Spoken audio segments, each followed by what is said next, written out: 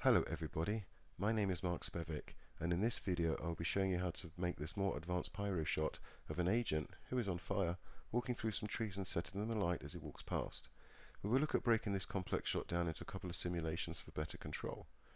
We will then see how to take the data from one simulation to control another, and we will look at Houdini's pyro clusters in order to simultaneously simulate multiple trees on fire, and also how to customize those clusters to make our simulations more efficient. Let's pop over to Houdini. If you open up the supplied scene, you'll find a pyro simulation around the tree, which will become the basis of our tree forest fire, and also an agent node here who's going to be the agent on fire walking through the forest. So we'd like to set up our forest and keep some of the look that we have from the pyro simulation on the tree here. Now I'm going to need to build an entirely new pyro simulation. I want to do this in two parts. I want to simulate the agent first on fire walking through, or on fire, and then we'll simulate the forest catching fire as he does that. Now in professional shows we often break things down into their different elements because it makes the problem easier to solve. Plus as well the agent's walking, and even though we're going to be using sort of the pyro from the tree as the basis of this, we might need to change some settings because he's moving, so it's best to simulate them separately so we can have that level of control. So let's look at how we can achieve this. So the first thing I want to do is kind of save off my pyro settings so I can reuse them, and that's no mean feat because there's quite a lot of different settings. I mean, if I go inside the pyro simulation here and select the pyro solver node, we can see that there's quite a lot of settings that have been customized. So one of the really nice ways about Houdini is the fact that you can save presets on the nodes, and that's one of the ways I like to carry settings through from other scenes, or at least keep setups that I like. So by selecting the Pyro Solver node here, we can click up here on the gear icon, and we can choose Save Preset. If we choose Save Preset, we can put something in like My Flames Pyro. And then we can either choose to save it to the current HIP file or save as permanent defaults. I'm going to save this just to the current HIP file. So let's hit Save Preset. Now if I click on the gear icon, we'll see at the bottom there's my preset. Just to demonstrate that, if I do change some settings here, I can click on the gear icon, load in the preset, and you'll see they will jump back to my original settings. The other node that we changed was the gas disturb node. So I'd like to set a preset up for this as well. So let's click on the gear icon, choose Save Preset, and we'll call this my Disturb Pyro. There we go, Save Preset. So again, if I click on the gear icon, we can see that appears at the bottom. So like I mentioned, I want to set all this up from scratch, so I don't really want these pyro nodes or these sphere nodes, and I'm just going to turn off the grid for the minute. Just move these nodes out of the way. So what we're going to do is we're going to have our agent walk through a forest of trees. We have the agent. Let's make the forest. For that I've got this scatter node. It's basically just a grid with some scatter points, and I've removed a couple of the points for the simulation. And if we go into the tree network here, we had this original sphere which was creating the temperature. Let's remove that. Our agent's going to set fire to everything. Let's get rid of this node and all of these nodes. I just basically want to keep my tree and the paint sop that we had originally, which was just so we didn't have points all over the tree. It was just at the top parts of it. Now I'm going to actually I want to bring in that scatter nodes which puts the trees out within the scene here. So to do that, I'm going to hit Tab and type Object Merge to bring in an Object Merge node, and this will bring in one network into another. So I'm going to click on the little browser at the top here and click on my scatter network, and we'll just say into this object, so it's bringing it in with its own transforms. If I template that, well, we won't see, well, if we turn it on, we'll see the bunch of points we're going to scatter to. So I'm going to hit Tab and type Copy to Points, and I'm just going to copy my tree to those points. There we go. So we've got a few trees here. If we have a look at the agent, we'll see he wanders between those trees. Excellent. Now if we look in the top view, actually they're all at the same orientation. I just want to twist them round a little bit. So for that we can use an attribute randomize node, because the copy to points nodes uses the normal attribute n to orientate these guys. So let's type n in, and we can randomize them using the normal attribute. So if I just type 0 in x and y here and -1 to 1 in z, we'll see we get a random rotation on each one. Just looking in the top view there. So that just makes that look a little bit nicer as he's walking through our little forest here. The other thing I can see is my trees are a little small, so I'm going to add a transform node and scale them up. This will affect the simulation slightly, but that'll be fine. Let's scale them up something like 2.5. We might need to just multiply up some of the noises because we're working at a slightly different scale. So there you go. He wanders through the trees, and he can set fire to them as he goes. So he's closest to this one at the beginning.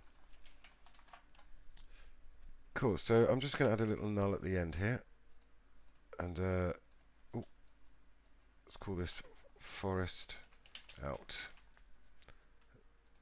There we go.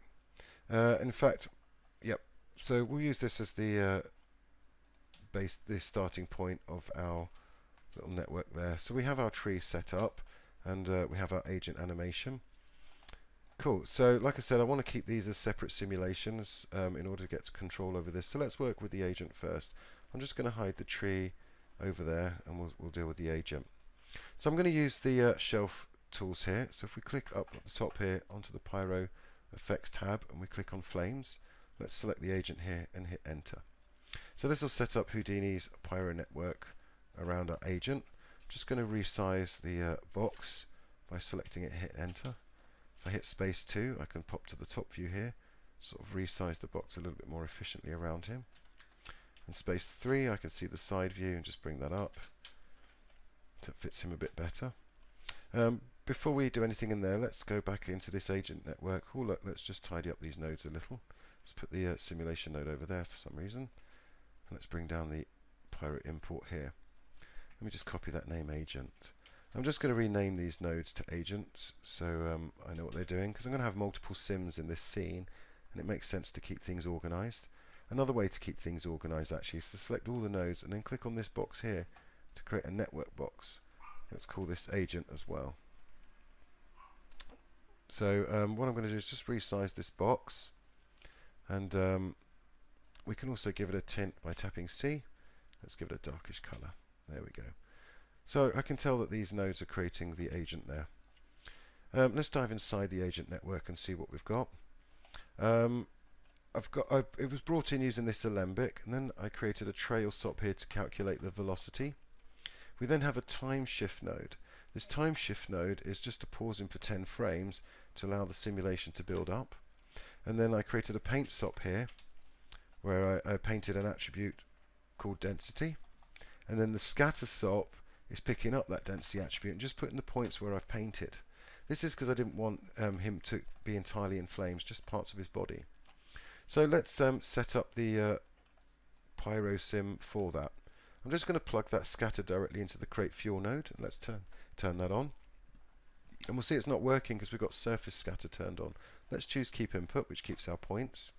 And I'm going to drop the particle separation here to something like 0.015, which will just give us a bit of better fidelity further down. If I turn on add noise here, let's create some deeper noise, so -2.5 for the minimum to make it more contrasty. Let's drop the pulse duration to 0.15 and the element size to 0.15. Now if I turn on the rasterize, you'll see that creates the noise with the element size small, and if I press play you'll see the noise changes a lot frame by frame, which was the pulse duration there. So this is the speed it changes frame by frame, and this is the size of the noise that we see. And that's kind of nice for an evolving noise on our agent. It's a nice seat for our Pyro sim. And we're also carrying through the velocities because we're calculating those with this trail stop. Now we're actually rendering this render node, so I'm going to plug in the time shift to that and just display this properly. So I'm going to render the agent with motion blur and not this volume that he was creating. So if I pop over to the simulation now, to the simulation network, what I'm going to do is load in those presets straight away that we saved off. So I'm going to select my Pyro solver node here, go up to the gear icon, and I can choose my Flames Pyro. Ooh, let me change that to my Flames Pyro. And we'll see all the settings change as they were for the tree there. This probably won't work for the agent because he's moving, and another reason for me wanting to do it separately. So the other thing we had was a merge node, and let's plug that into the velocity update. And then we had gas disturbance nodes plugged into this. So let's do gas disturbance. Let's plug that in, and I'm going to run my preset on this. There it is, my disturb pyro. I had 3 of these at different scales of noise, so I'm holding Alt, I'm just going to left drag, and we'll have one at 0.02, and let's left drag again, and this one at 0.1. So we've got those 3 ranges of scale that we had before. And you can see it was quite simple by just using the presets and drag and drop. I can set this up pretty much to how the tree simulation was beginning before. So if I just press play, oh, it's a little bit low resolution. Let's just go to the object node here and drop this down to something like 0.04 for speed, and then let's see what we got. So this should be similar to the tree. He'll burst into flame. Well, he'll already be in flames for us, and as he wanders off, it's not quite got the look that I want. Actually, I wanted to see the flames sort of shooting up more, but then he is walking through space, not static like a tree. And one of the reasons for wanting to do this separately. Now if I do it side on, we can see there's a bit of an issue here. The smoke seems to be hanging around a bit. It's quite tricky to see, so what I'm going to do is select the volume source node and just increase the amount of fuel to let's say about 3. That way we'll see what's going on a bit clearer. So let me press play again. There's our 10 frames we're using the time shift to pause him for before he moves, and there he goes again, and we can see kind of flames being left behind here. So what's going on? Well, this is where the visualizers can help to see what's happening. So I'm going to select the smoke object node and turn on the fuel visualizer. What I can see is when he's static, that's fine, but as soon as he starts moving, which our tree wasn't, we can see that the fuel's being left behind here and just burning in space, which is not the effect I want. What I'd like to do is see that fuel getting moved with his motion and also burning a lot faster. So there's a couple of things I need to do. Now one thing we didn't do with the tree was in the Pyro Solver node here, was to go to the combustion tab, fuel, and turn on advect fuel. Advect fuel means that we're going to stir up the fuel here with the velocity field. Now considering the pyro is affecting the velocity field, and also his own motion is affecting the velocity field, so hopefully that'll get the fuel to stir up and start moving in a more realistic manner. I'm going to turn on advect fuel and set this to 0.5, so it's like 50% mixing in. So let's press play now, and we can see the fuel's already starting to get a bit fluffy with the flames, and it's getting carried up with the velocity fields that the flames are created, and creating flames itself. Now that's a bit too fluffy for what we want. Let's just turn the visualizer off for a sec. It's not too bad, it's not hanging around, but it's a bit too sort of not quite what I was after. That's also because the fuel's not burning very fast, it's hanging in the air and burning as it gets carried up. I want it to burn a lot quicker. And this is suitable because he's walking, and for this guy, but not necessarily for the tree. So I want it to burn a lot faster, so I'm going to go to the combustion tab on the solver node, because I don't want any of this fuel hanging around afterwards. So I'm going to increase the burn rate up a lot to 0.99, which means it's going to burn a lot more faster, so that'll produce a lot more energy. Also the fuel inefficiency here, this is leaving behind some fuel every time step. If I set this to 0, it won't leave any fuel. All that fuel's just going to disappear. So if I press play now, we'll see that not only are we burning up all the fuel a lot quicker, but also it's burning a lot brighter and a lot hotter. And we're producing a lot more temperature and a lot more expansion, a lot more gas and pressure from this. You can see it's a lot more energetic. It's good to think about these things in terms of energy. You see that's very kind of fast and frenetic. If we look at the fuel visualizer now though, where's fuel? There it is. We'll see there's, let me turn off the multi-field even, you'll see the fuel gets carried up and just burnt off almost immediately there. We're not having it being hung around in space, which is what we saw before. Now that might be a little bit too crazy, so what I might do is come back to the combustion. Let's bring down the temperature a bit. Let's maybe try 0.3, and then maybe bring down a little bit less gas off him. Let's see how that looks. So you'll see it's expanding a lot less, not getting so hot, and still rising up, but not as crazy as we were seeing before. We've tamed it down a bit with the gas and the temperature there. I see all that sparkling, so the disturbance looks a little bit too much. Let's bring down some of the disturbance. I'm going to select all 3 nodes and bring down the disturbance to about 0.6. You can select them all, and if there's a common setting, it'll update all of them at the same time, which is pretty handy. That looks a little bit better to me. It's not hanging around in space there behind him, and we're seeing these licks sort of coming off. The one thing to do, just to make sure I like this, is to actually just flipbook it. So I'm going to select the Pyro node. Let's drop the resolution down something a lot higher, and I'll flipbook this just to make sure I like it. So I'm going to click on the flipbook icon there. I'll pause the video while the flipbook happens. Alright, the flipbook is complete.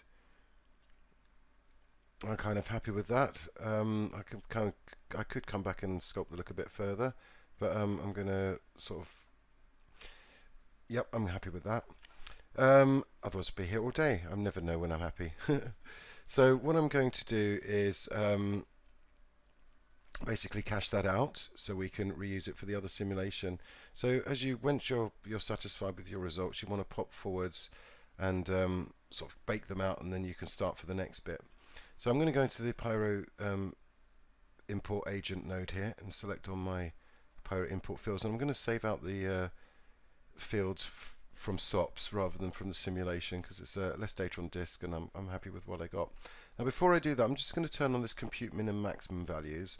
This will help me work out sort of the ranges within the fields that we're going to save. And I don't need all of these fields. I don't need the rest ones for the shading, and I don't need fuel or color. I just really want density, velocity, temperature and heat, so we can see sort of the smoke and the flames that we wanted before. Okay, and I'm just going to pop up here and save out the cache. So we'll call this agent cache.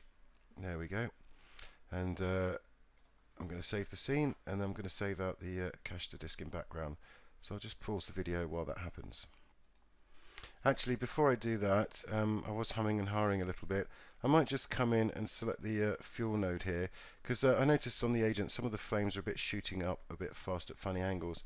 I might just scale down the velocity on the agent when he comes in. Let's just have a quick flick through for that to see how that looks, because when he started moving his arms, flames are shooting off at quite fast angles. Didn't really like that effect too much. So by scaling down his input velocity here, that should affect that a little bit and not have it go off so crazy. Yep, that looks a little bit better. So I'll live with that. Let's go for that. So I'm just going to drop the resolution back to 0.15, and I will write out this cache again. So back into the Pyro agent node. Let's hit save to disk in background. So let's just pause the video while that does happen.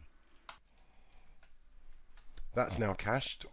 So I'm going to load in the cache from disk here, and I'm going to display the Pyro import fields only, so to not simulate the other network. And then we have our simulation baked in there.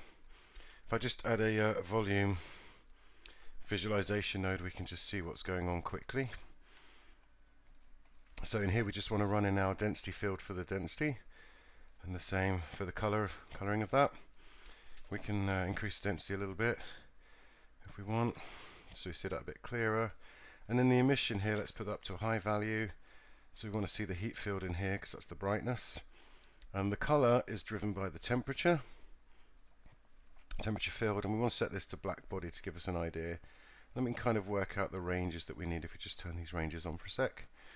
So our temperature, so again, these shading settings may be different from our tree, so which is again why we want these to be separate. That kind of looks interesting. Oh, 0 there, 2.5, something like that, a little bit more clippy. Something like that is a good preview, so get a nice, give us an idea of what little dude's doing. So interestingly, I have this 10 frame offset, which I don't want actually. I want it to start on frame 1, so I'm actually going to add a time shift here and time shift it back again. So here's our frame number. If I click on the word frame, we can see $FF here, so let's do -10. So taking frames off there, let's just clamp to first. So that should be the first frame. Oh no, sorry, $F plus 10 is what I need here. So frame 1 now become frame 11, and he should start moving, but our agent's not moving because I need to also reset the agent here. Let's turn this on before the time shift so we see the agent on the original there. So this is minusing 10 frames, and then back in the cache we're plussing the 10 frames. So now our sim is working with our agent, and we've kind of got a 10 frame lead in there, which is fine. Could have done a bit more, but that's okay. So there we go, we've got our agent set up and ready to go. So what I want to do now is have this agent start to affect my trees. So let's turn on the trees. Now what I want to do is set up this tree network first of all. Let me just hide the agent for now. So with the trees, we're going to use Houdini's clusters. If I was to set up just a straightforward flame sim for these guys, we'd get one container around all the trees, and I'd probably need quite a high resolution container to resolve them all.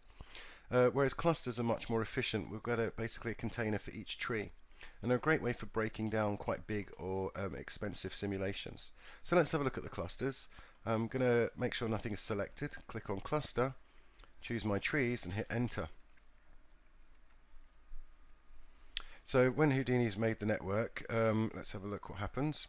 It makes a few nodes for us. Again, it's a little untidy. So let's pop over here, just tidy things up. So we have our scatter, then our tree geometry, and then we have this node, this the tree source points. I'll show you what that does in a sec. Then we have our simulation, and then we have our import bringing back from the simulation. So again, I'm just going to copy this name tree and just put that after the sim, because I like to label things. Oh, tree. I like to label things nicely, and the same after the Pyro import here. Let's also label that tree. Excellent. So there we go. So I'm going to select these guys, create another netbox for them. We'll call this tree, and give that a different darkish color. Ooh, select the netbox. Give it a nice color there. There we go. So our tree network and our agent network. So instantly what you can see if I go inside the simulation network is we have one object, but we have multiple containers, which is kind of cool, which makes it much more efficient. We're breaking down the simulation, and each container can have its own resolution. And if I press play, you'll see it's quite slow, and all the trees are on fire at once. So what I'm going to do is I want my agent to come in, so I don't want any of the trees to be on fire at first, and then as he comes in he sets them alight. So let's have a look at how these are set up, and as you can see we have lots of containers here, more than the 4 trees that we have. That's not helping. So I'm going to go inside the tree source points network here, and let's see what nodes we have. We have this little render node, we have the bottom of the network here. Let's branch this off. So at the top here we start off with our trees. Let me turn off the ghosting. So this brings in the tree geometry. We then scatter points on the tree, and again we were overriding this ourselves, so we'll do that soon. And then we have this cluster points node. So this node is doing the business here. This is what's it's doing a couple of things.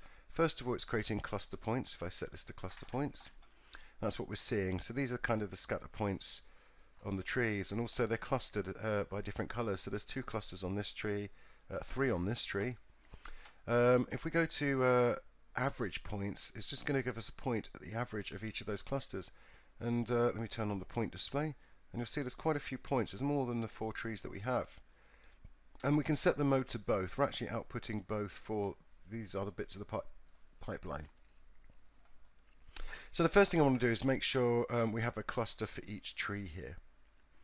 So how can I do that? Well, let me go back up to where we were scattering with the tree. Before I do that, let me explain. So in the cluster points node, we're using this position attribute to work out which points should be in each cluster.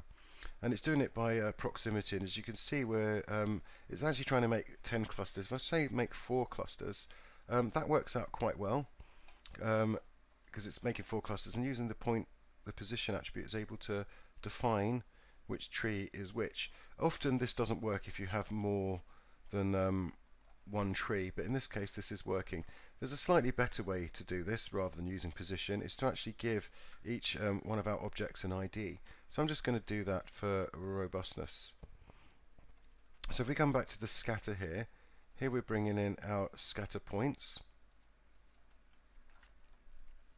And what I'd like to do is just create an attribute. So I'm going to hit tab and type wrangle and create a point wrangle. And we're just going to create an ID attribute. So I at ID equals at PT num. So the ID is basically just the point number of each point here. If we go to the spreadsheet, we can see that the ID just matches the point number. And that's the attribute I'm going to use for my trees. Let me just display the forest again. So in the source points node on the cluster here, so if I pop ID in, you'll see again it gives us the same result. But if I put sort of 20 clusters in, we'll still only get 4 because it knows that there's only there's only 4 different unique IDs for all these points. So if sometimes you find that your clusters aren't working based on P, create an ID attribute or some unique attribute for those groups of points, and this will be a great way to cluster those up for you automatically. So there we go, we have our 4 clusters, and if I look at these keep cluster points, you'll see we have our 4 points for our centers there. If I look in the simulation network now, you'll see we only have 4 containers, not those multiple containers that we had before. And you'll see things obviously go a little quicker. This is a bit more efficient. Now while we're at it, I just want to set up what's going on in here with those presets again. Oh, before I do that actually, let's pass through our trees without all the geometry on there. So before we scaled this up, then we can paint on it, and then we'll plug in our new scatter points. So if I just plug these guys in, you'll see instead of geometry I'm actually passing points through. That's not what I want to render actually. I do actually want to render the geometry, so I'm just going to make a copy of this and plug that in before I scatter the points.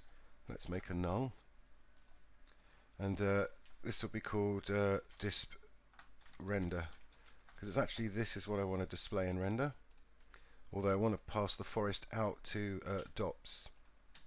So we'll call this out out to emitters.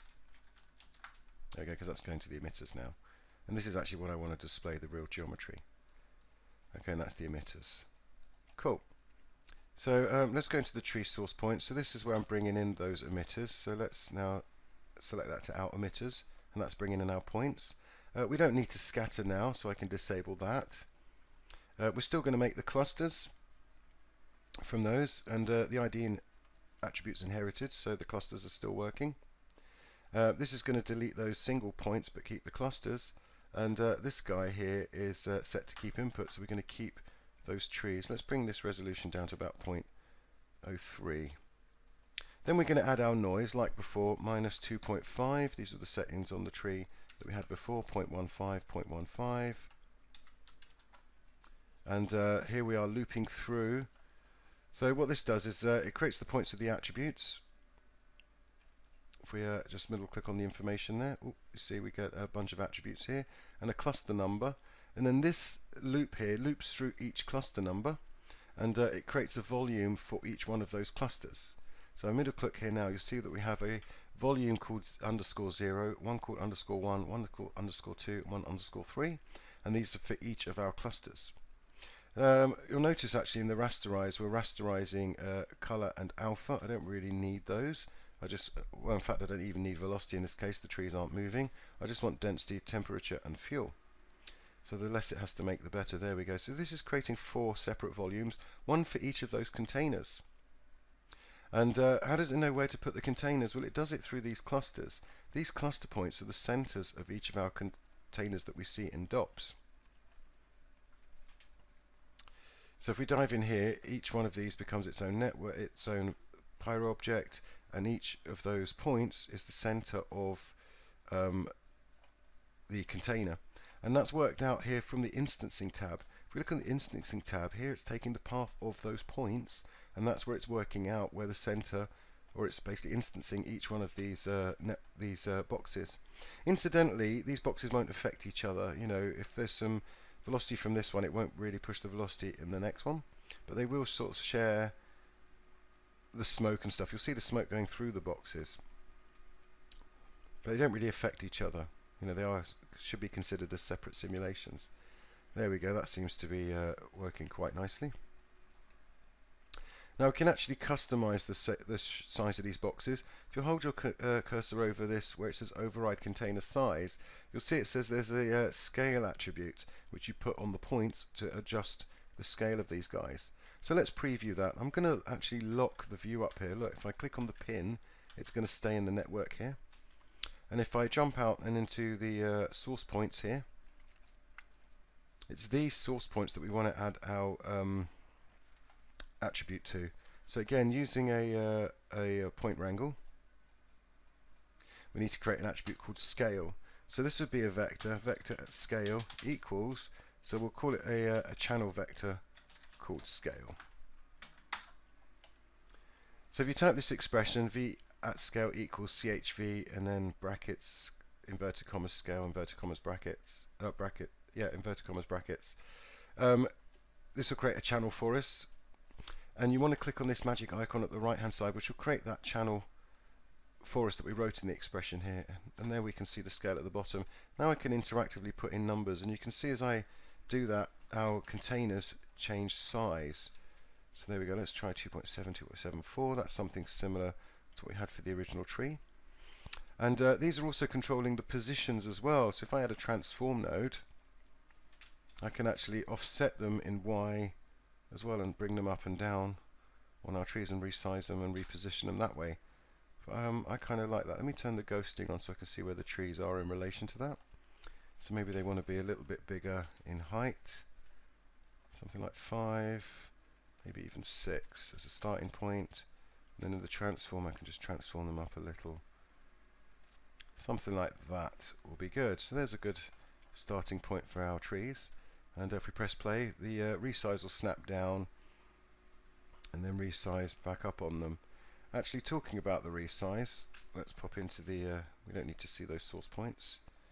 So in here, select the resize, click on max bound. We don't initialization dynamic, because that's just going to do it on the source points.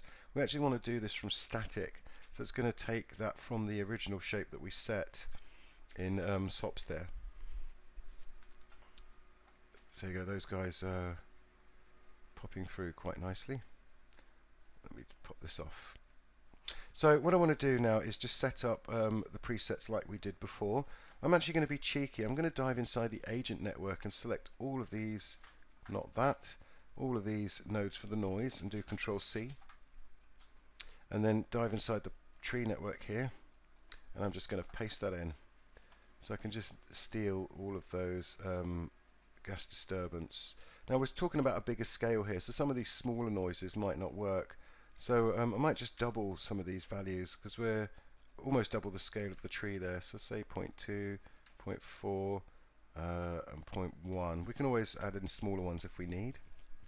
I'm going to load in my preset for the solver node here, because that did work for the trees. So let's load in my Flames Pyro. And there's the tree set up with our presets. So again, because of the presets and using copy and paste, it's very, very fast to take certain networks and share them between yourselves. So that's looking okay so far. I might want to increase the amount of fuel coming off those trees. Let's have a little look. Is there enough fuel there? There's enough flames coming up. Kind of interesting. Maybe resolution would help. So I'm just going to select the fuel here, and let's just add a little bit more fuel.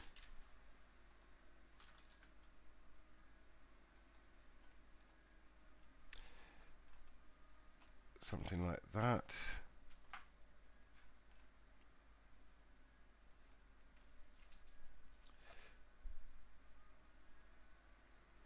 And that just gives us a bit more body in the flame there.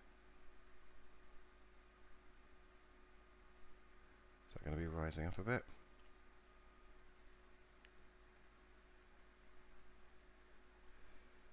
That's good.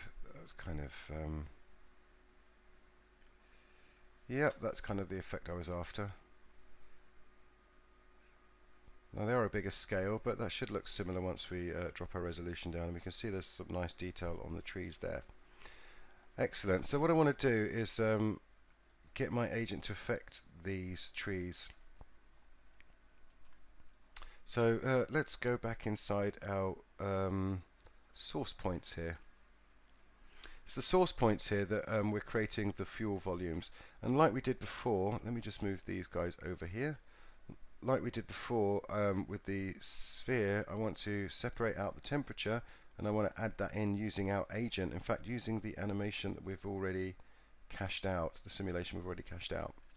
So up here at the create fuel, this is where we're creating the fuel and the temperature. So I'm going to set the default value to 0 and the scale to 0, so there is no temperature created at this point in the attributes, but you'll see we still have temperature. That's because we're adding noise to the empty field and creating some values that weren't there. So I'm actually going to remove temperature from the noise, so there is no noise from the temperature. That's going to be fairly uniform. And there we can see the flames have gone out. If I press play, all the containers resize to nothing because there's no fuel in there, there's no temperature in there. So let's bring that in from our agent. So how can we do this? Well, there's a couple of ways we can do it. One way is to bring it directly in from the simulation, which is a bit slower, or we could just transfer an attribute in. Let's have a look at both methods. I'm going to hit tab and type object merge to bring in our agent. So the first thing I'm going to do is actually bring in the simulation itself, from the import node. So if I go up here, I can find my Pyro import agent node. Let's open this up, and we'll see the import Pyro fields node. This is what's actually bringing in those Pyro fields. In fact, I better do this after the time shift because we offset everything by 10 frames, didn't we? And you want to specify it into this object so it comes in with its own transforms.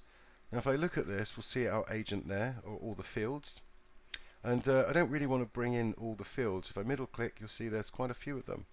So I'm going to click on group here and just bring in, okay, at heat.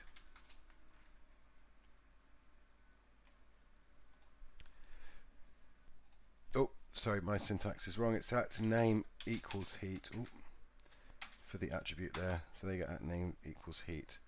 So there you go, it's just bringing in the heat field here.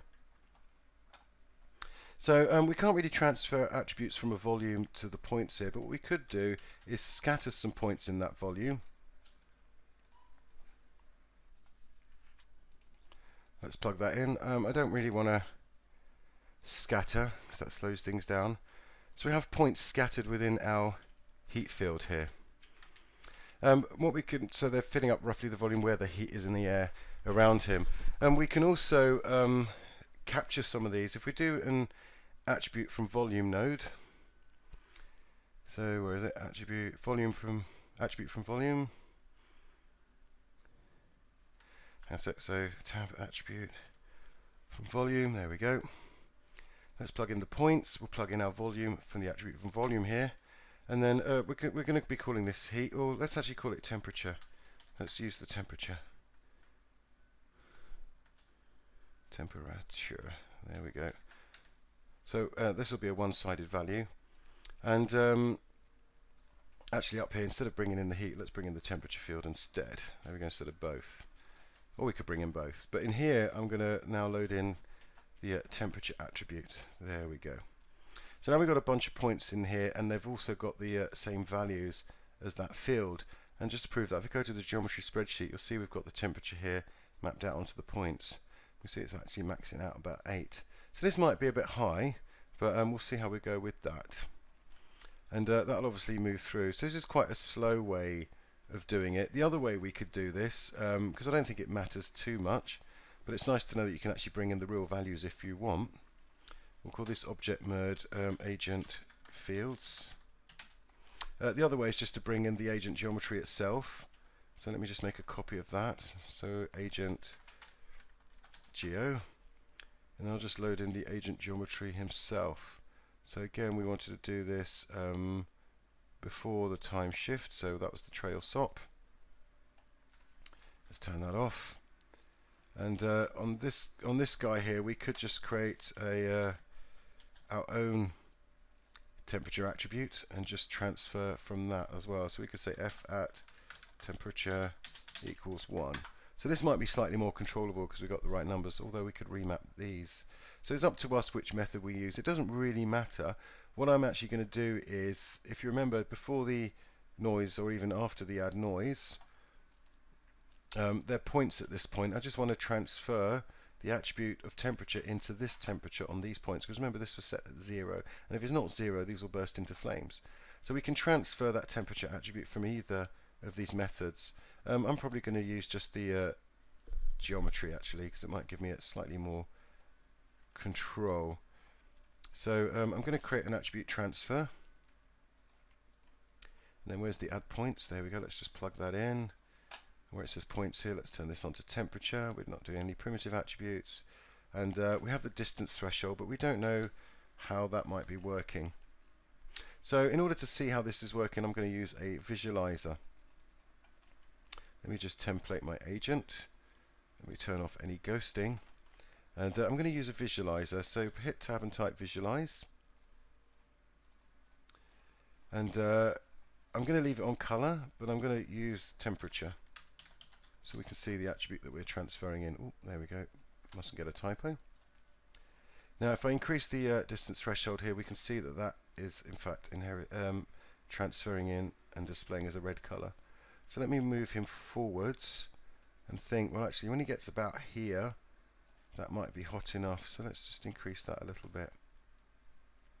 So, or in fact actually he should be so close he's setting fire to it on the first frame there. There we go. So he's just close enough that he's burning that on the first frame, and as he goes in you see a few frames later that next tree will start to burn,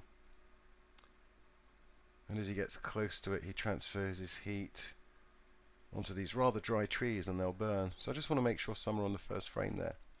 So that's working nicely. We're adding this heat attribute, or this temperature attribute, and we're creating values into that field. So that should be it. If I just plug that in, we're now feeding that temperature into these fields. So let's go into the simulation network. Let's turn on the ghosting. Where's my little agent gone? Let's turn on the agent sim so we can see him. There we go, back into there. So let's press play and we'll see. So the first container has some fuel happening in it, and as you can see that's starting to burn, and as he's going, not just as the flame's spreading, but also he's also increasing the heat on that tree, which is burning it across as he walks past, and we see the flames spreading. But as he's walking to the next tree, that doesn't catch fire. There's a slight issue here, as you can see, is when we got the resize on, because there was no flames or density happening in the first few frames, these just snap down to 0. We can actually fix that. We could actually say on the resize here, use fuel as well as density, but this is not the best approach because it now won't resize around the fuel, as you can see. But it is an approach, but it stops the boxes resizing because the fuel's over the whole tree, but which is good. And as he transfers attribute in, we'll see the next one fires off. I mean, this could work, but again it's very inefficient. We're simulating a lot of empty boxes for a lot of time, and that's not the best way of doing it. So I'm actually going to not use the fuel here, and I'm going to use another slight method that we can use with clusters, a little trick. If we select the Pyro object here with the instancing, we can turn on this continuous method.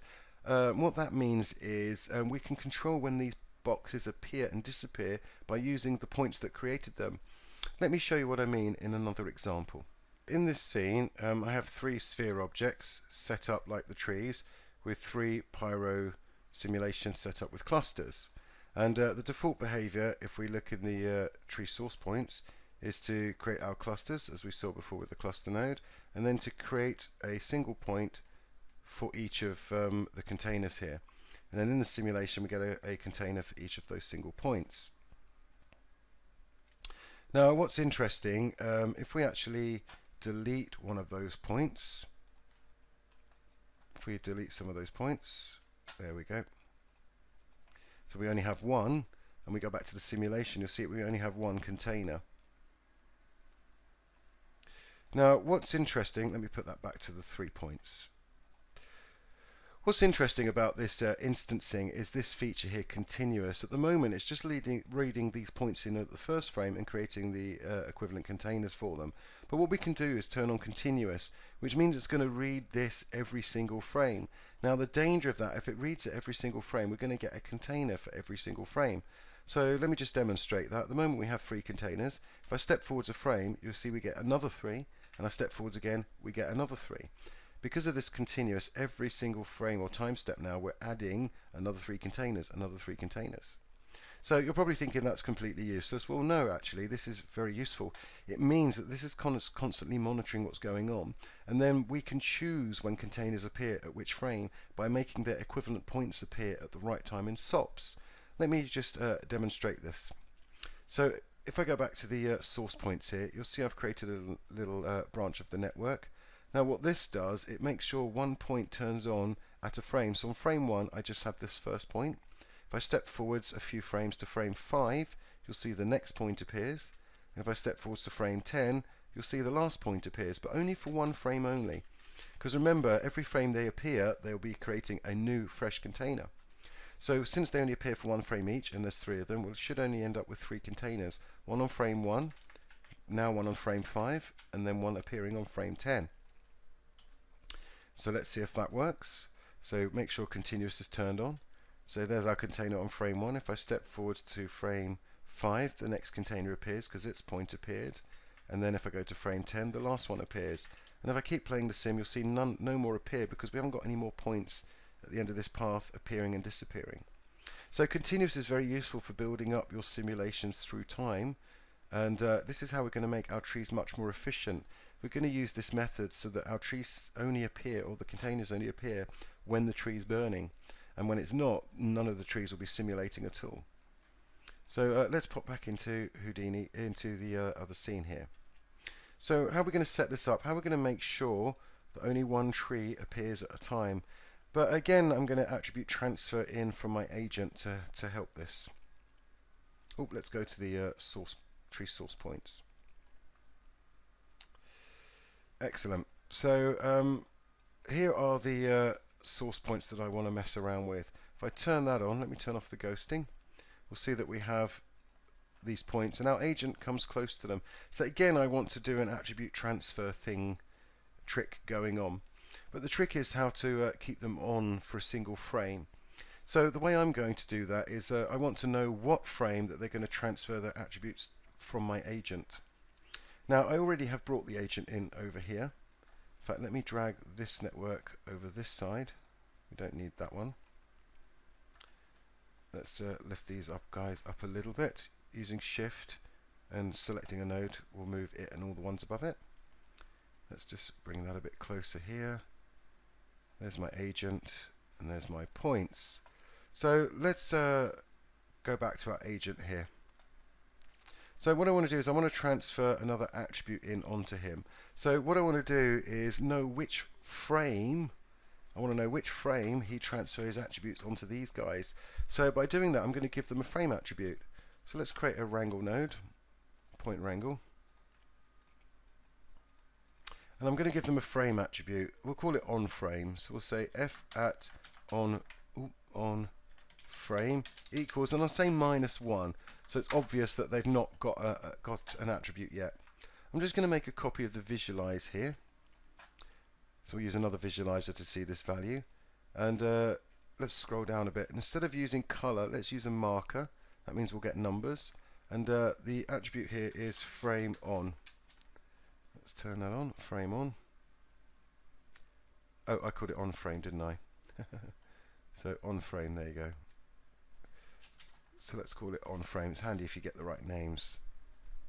There we go. Now we see a value on those points -1. Now they're a bit high up for an attribute transfer to work. So let me just transform those down a little bit. So they're more sort of waist height-ish for our little guy here. Good. So they've got a -1 attribute. I'm also going to give our agent, let's make another wrangle. I'll make a copy of that wrangle. So again, by holding down Alt left dragging on this point wrangle, we'll make a copy. Let's plug that in. And on the agent himself, let's have this on frame as the current frame. So the agent himself is now displaying the current frame. Let's visualize that. So as we step forwards, we'll see it's 1, 2, 3, 4, 5, 6, 7, 8, 9. So the idea is that when we are transferring an attribute, we're going to transfer this frame attribute. So let's do that. Attribute transfer. So we're going to transfer onto our points from our agent. There we go, we cross the beams like they told you never to do in Ghostbusters. And let's put the visualizer on our points there. And you can see at the moment he's transferring frame 1 to them all, and as he moves they're counting the frame number that they're transferring. I want to give it a similar value to the other attribute transfer here, which is about 1.24. Let's just put that in 1.2 or something. Oh, it's 1.24, 1.25. Might need slightly higher values because with slightly different geometry there. I'm just going to slowly increase this using the ladder until I see that first point going up to frame 1. Oh, there you go, it jumped to frame 1. There you go, about 0.18. This is on frame 1, but this is still on -1. Now if I step forwards a couple of frames, you'll see this now switches to frame 8. So the point is, I can tell what frame they're actually turning on by, because it's when they change from -1 to a number. And I'm going to use that as the basis to get these to turn on and off for one frame only. So basically what I'm going to do is I'm going to work out for a particular point all the frames in the whole timeline. And if we look at all the frames in the whole timeline, well, let's do that actually. How can we evaluate all the points in the whole timeline, all 150 frames for a particular point in SOPs? Well, it's quite easy really. First of all, we could use a trail SOP. So if I add a trail SOP, naturally the trail SOP creates a trail. If I just step forwards a few frames, in fact we won't see it on a static object. Let's just do this on the agent for now. If I create a trail SOP on the agent and step forward, you'll see it creates a double geometry, and that's this trail length. If I create more lengths, we'll get so many for each frame here, or for each increment. So there's a trail of 5 of our agent. Now because these points, the static points aren't moving, we won't see all those trails, but I still want to trail it. In fact, we have 150 frames, so I want to trail it 150 times. Now if we do that, you'll see that we now have 600 points. If I look in the spreadsheet, we have a lot of points here, and I want to filter out, was it this on frame attribute? So only attributes here. Let's just type on star, which is all attributes beginning with the on, and we'll see that we've got a whole bunch of points in the list here, which is good. So that's basically storing all the points together at once. We're seeing them all together in each of these guys. Now the other thing I want to do is actually, if you think about it, we've got 600 points here, and some of those points have got -1, some of them have got the frame that they're turned on at, etc, etc. Let me yep, got there, cool.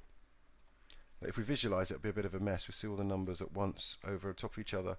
Now I'm going to use a time shift node, because if I go to the end frame, then we'll see all those numbers changing. We go to frame 150, look, you can see we've totted up all those totals.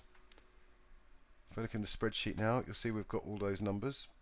But if I go back to frame 1, it's only really going to evaluate the first frame here. What I need to do is see the end frame all the time for this to work. So I'm going to use a time shift.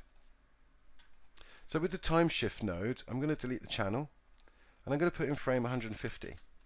So this time shift is always displaying at frame 150 now, even though doesn't matter which frame I'm on. And you can see we are displaying all the 600 points here. If I turn the visualizer on, you'll see the whole bunch of numbers. So that's a bit of a mess. We've got several 100 points here with a whole range of numbers, but I know that somewhere in here the numbers I want, because if you remember, it's -1 until the frame that he's transferring the attribute, and then he's transferring the current frame on there.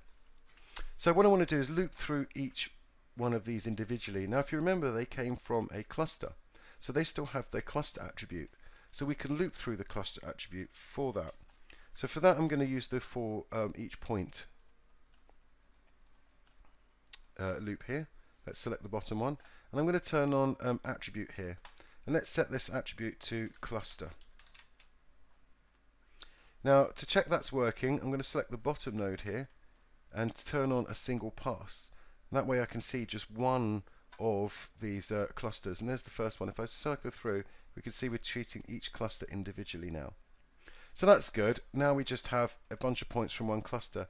There's our first one. That's the one we're sort of most interested in, because that's the one that the agent is transferring to first. So I click in the geometry spreadsheet now. We'll see that it is -1 on several of these points, and then all of a sudden we get our numbers counting, and we can see that the lowest number in fact is the first frame that we transfer the attributes from. But if I link through to say point 1 here, the other point, we can see again that at -1 where he's not transferring the attributes, and as soon as he starts transferring the attribute, we get a frame number, and the lowest frame number actually is the first frame that they transfer the attributes. So what I really want to do is have a look through this list and find the lowest number every time. Look, if I look at the next pass, again the lowest number is 89. Oh, hang on, I didn't filter them. So in that one it's 89. On the next point, the lowest number, is that also 89? He's also transferring there. So on this point, the lowest number is 48. And on the first point, the lowest number was, where is it? 80. And on this one, the lowest number was 1. So we can see that they're all different, but what I need to do is somehow work out the lowest number. Let's go back into the spreadsheet for this. So there's a nice little trick in Houdini that we can do that. Oh, it's this loop. So what we can do is, first of all, we can promote this attribute. If I promote this on-frame attribute up to detail attribute, we're using an attribute promote node. So let's drop in an attribute promote. The detail attributes only get evaluated once. So we can sort of do some nice sort of filtering here. Now the attribute I want to choose is my on-frame attribute, and I want to promote it from a point attribute to a detail. Now because there's only one value, it wants to know what to do with all of these values when we put it onto the detail. So we can either, well, let's click on the detail tab up here, and we can see it here. So at the moment we're taking an average of all those numbers, or we could find the maximum, or in this case the minimum. That's the one we're interested in, the minimum. But oh, there's a slight problem. The minimum is -1. Okay, that's right. Let me turn this off, because if you remember, all our points were -1 until they got turned on. So in order to make sure that the frame number is the lowest point, let's delete all the -1s first. We don't need those. So I'm just going to create a delete node. Let's put that in straight up here, and we'll set this to points, change this to expression, and say at on frame is equal to -1. So that's going to delete all the ones with -1 in. If we look at our list now, we just have the frame numbers. If I now attribute promote this to look at the minimum and look at the detail, you'll see the minimum here is frame 1. If I switch to another pass and have a look at the detail attribute, you'll see it's 88. That one's frame 8, and that was frame 48. So we have our unique numbers there. So what I want to do is actually want them on the point attributes. So let's promote that back. So let's just make a copy of the attribute promote. So I'm going to set this from detail back to point. It doesn't matter minimum, maximum, average, because there was only one value. So again, if I just do on star, there we go. We see we've promoted this guy back up to the points, and there's a whole bunch of points with that attribute on. Again, if I filter through the list, we'll see the different start numbers. So that's okay, except I only want 1 point. Otherwise, at the moment, I'll end up with 88 containers appearing. So we only really want to delete, keep one of the points. So let's add another delete SOP. I'm going to set this to points. I'm going to set this to expression, and we're going to say at pt_num is not equal to 0. So what that means is every point except for point 0 will be kept. So look, we just have the 1 point now, and it's got its one on-frame attribute. That's good. Where's my on-frame visualizer? Let's bring that down so we can see what we're getting here. There we go. So on frame 1 he's there, but if I keep going, he's still there. I only want him to appear on frame 1.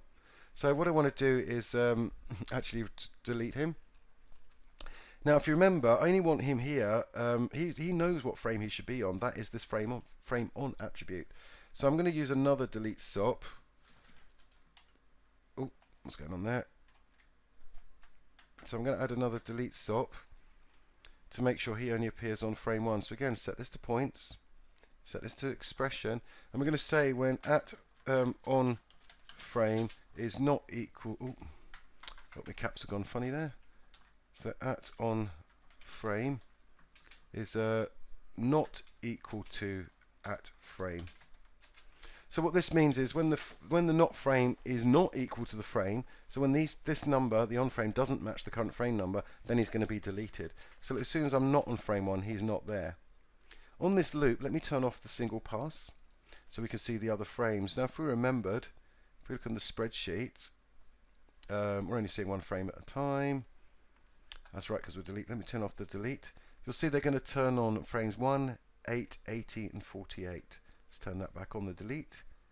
So frame 1, frame 8, there he goes, he appears on frame 8, frame 48, oh, where is it? There it is, 48, and then 88 later on. So there we go, we only have our points appearing for one frame and one frame only. So we won't get all those containers appearing constantly and just when he's transferring his attribute. Now there's the null that was linked into the sim. Let me just shake that out of the network. Let's come down here and let me plug that in. So that's now passing, this out instance points node is now passing those points to the simulation. Let's go into the simulation. And you'll see it's the out instance points. We'll turn on continuous this time, so it's going to load them in frame by frame. And you'll see if I just turn on the ghosting, we only have the one container here. Oh look, we need to offset that because our position stuff isn't working again. Let me just pin this using the pin icon at the top here. We'll go back to that, the tree points network. Where's it? Tree source points. There we go. So again, we could add a well, first of all, let's add a wrangle to adjust the size of these. If you remember, we had an expression here, so that was v at scale equals chv scale, like that, and then we could click on the little icon here to create the actual channel itself, and we could put in a value.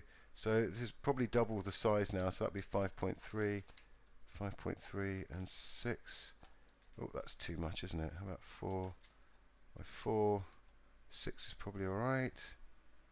Yep, let's transform like we did before. Let's transform that up. Let's look in the side view, space 3. Transform that up a bit. Something like that. So the tree could get nice and high in the flames. If you look in the top view, space 2, that width, does that look alright? Could we maybe go a bit smaller? Try 3.5, 3.5, something like that will do. There we go. So we've resized the container in there. Let me pop back into the dot network and turn off the pin. That looks a bit better to start with. So let's press play and see. There we go. As he comes in, he sets fire to that tree. And look, on frame 8, we have some fire on that tree, and his box appears just for frame 8. We're only getting the one box. So that tree is now burning. And as we flip through, where's my agent? Let me look in the top view here. So as he gets towards frame 48, he'll get close enough to this tree to ignite it. There we go. So as soon as he starts transferring his attribute, the heat goes in there. The point appears on frame 48. Since there's already a sim happening, the container is able to resize around that. We're not using the fuel, otherwise it would resize around the whole tree constantly. And that's the kind of the effect I was after. He's spreading it onto that tree, onto those trees. So what I might do is just quickly flipbook this. Let's choose, let me re-change the camera's position so that didn't look that great. Where is he here? There he is. Let's have him walk around the trees sort of at this angle. There we go. So I'm just going to drop the resolution of this 0.07, 0.4 and maybe even slower, 0.3, and what I'll do is I'll just again flipbook this and pause the video while that happens. Now the flipbook has occurred, we can see our agent walking through and setting fire to all the trees. I'm quite liking that now. They seem like they set fire a bit too quick and bit fast, so I'm going to slow down some of that burning.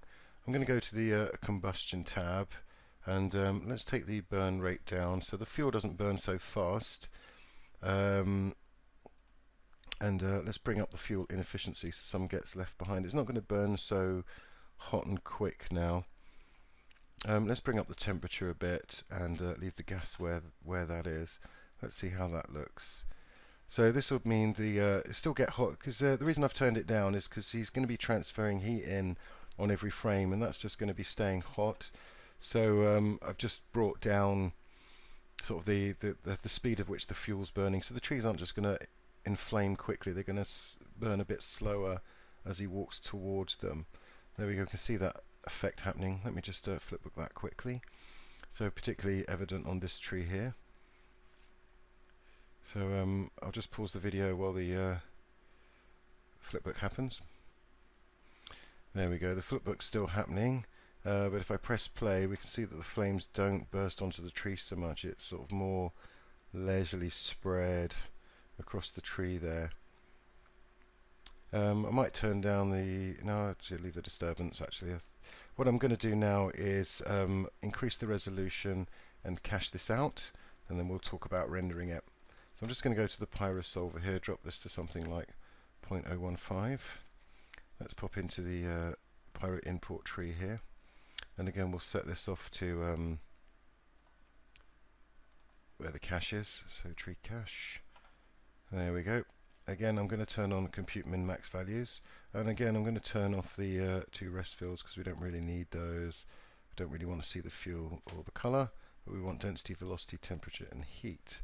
So again, let me just go back to frame 1, and I'm going to hit save to disk. So I'll be back when this is cached out so we can talk about rendering. The cache is completed, so I'm just going to click on load from disk and display the Pyro import fields completely, and we'll add another volume visualization node just to see what we're dealing with here, because we're ready to render. So let's do a volume viz. So this will just allow me to sort of get a rough idea of sort of the numbers we want in the shading. So again, density for density. In the emission we put in the heat. Let's put this up to about 10 for now. Coloring based on temperature using black body. Let's jump forward several frames to see that cache working. So there we go, we load that up, so it's looking very hot. So our temperature, let's remap that to maybe, let's find out the range of this, 3, 4, something like that, 4, 5, somewhere around there. About 5, and the heat, probably between 1 and 2 normally. See where that lives, up to something like that. Okay, so that's kind of interesting. We can add also a volume slice node to also get an idea of sort of the values we're dealing with here. So in the volume slice I can choose the heat field, for example. Let's just copy that name, put that into an attribute called heat. There we go. So if we go to geometry spreadsheet, let's get rid of this filter. There we go, so we can see our heat value for all the trees here, and we can filter this. We see it's up to about 2.2. Also, if you remember, we turned on out here compute min and max. So if we look in the details pane, in the primitives pane, we'll see the values for those here. So again, look, the max temperature, we're sort of peaking up here in the heat, is about 3. This can often be a lot higher because we're sampling a lot more points. Well, we're sampling every point with this min-max method, whereas the slice or scattering points, we're not necessarily sampling all the points in there. But it gives you an idea, a rough idea of where to start with your shader. That's the important thing. So for this guy, we're talking about 5 and 2. And for the agent, let's go to the agent import. There he is, Pyro import agent. So if we're looking at this guy, wait for it to load the cache in. We want to see what ranges, because we're going to be shading these differently. So again, this is between 2 and 2.5. So so they're both about 2 for the heat, whereas the trees are about 5 and this is about 2. So again, another reason for simulating them separately is that we can shade them separately too. So let me put the visualizer back on so we can see that. So to split up your render and display flags, actually you can hold Control and left click on the noggin here, and this just separates the render flag from the display flag. So you don't really need to do this for the visualizations, but it just would help a bit. So in the material palette, we'll rename this guy, this shader here to it's like letting me select. Let me go to the out here, make sure nothing's selected. There we go. So we'll call this Flames Agent, and then we'll just make a copy of these guys. We'll duplicate that. Call this Flames Trees. So as a starting, well, we had these shaders set up. We thought quite nice for the trees to begin with. So my trees range now is about 5, although I'm going to adjust this. Sorry, the heat was about 2, and the temperature was about 5. And on the agent, that was about 2, and that was about 2 as well. We'll start off with about 2 and maybe 3 for the agent. We'll see where we go for those. Let's make sure they have the right shader. So this Pyro import trees. Make sure this has the tree shader on. And then the agent one, make sure that has the agent solver on. Excellent. So that all seems to be set up correctly for the shader. Let's look through the camera. So I'm just going to position the camera around a bit so we can see him wander through the trees. Maybe a higher view, something like this. Excellent. And then I'm going to go to my mantra node. Just make sure that the samples are right down. So 2 by 2. Let's turn off all the samples and ray bounces. For the minute, I'm just making sure the shader works, and I need to turn all this stuff on if I want all the interactive and bounce lighting, which we'll do at the end. There's no point making it go slow for testing. The other thing I'm going to do is just override camera resolution here. So let's turn off the update, the constant refreshing update. I just want to render this quickly to make sure my shaders are within the right ranges. So I'll just pause the video while the render kicks off. So now the render's kicked off. We're quite far away. The shaders and the colours look about right for the scale that we're dealing with. If I increase the samples a little bit, that'll look a little bit smoother. But I'm kind of pleased with that for now. What I'm going to do is actually turn on the interactive rendering. Do I need to adjust this slightly? No, I'm seeing detail. I'm seeing through the particular elements there of fire. Seeing all the detail like we've seen before. Let me just jump forwards back a few frames and render near another frame just to see. If I just increase the samples here, it'll just be a little smoother. So that render looks a little bit smoother. So what I want to do now is turn on the environment and also use the volume light again, so we don't have those sampling worries that we had before. So let's just pop up to the geometry level here. I'm going to turn on the grid object, so you have a little ground plane in there. And what I want to do is use the volume light again, so we don't have to use the samples from the indirect lighting, and that'll give us a much faster render, much smoother looking render as well. So to do that, we can use the shelf tool up here again. So I'm going to click on the lights and cameras tab, and I'm going to click on volume light, but again left clicking to make sure nothing is selected in the viewport, otherwise it'll apply the volume light to that. And I'm going to click on the volume light. It says choose the volume you want. So we'll start with the trees. I'll select the tree volumes and hit enter. So this is going to create a volume light for us for the trees, and this does a couple of things. Let me just open this up and just drop this into the netbox. Call this volume light trees. So first of all, if you look at the Pyro import node here into the shading tab at the bottom, it turns off emission illuminates objects. So basically this volume is not creating indirect lighting. That's because our volume light's going to fake it for us. If we look in the volume light, actually in the area light options, you'll see it's picking up the shader for our volume and also the volume itself, and it's using it to illuminate the scene. We can increase the brightness with the exposure here.